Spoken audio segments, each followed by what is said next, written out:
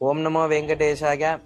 మన బాల తిరుపతి క్షేత్రము అప్పనపల్లి శ్రీ బాలబాలాజీ దేవస్థానమునందు ధనుర్మాస మహోత్సవమునందు ఈరోజు 4వ రోజు అప్పనపల్లి బాలబాలాజీ నా కుప్పల తెప్పల తప్పులు మన్నించి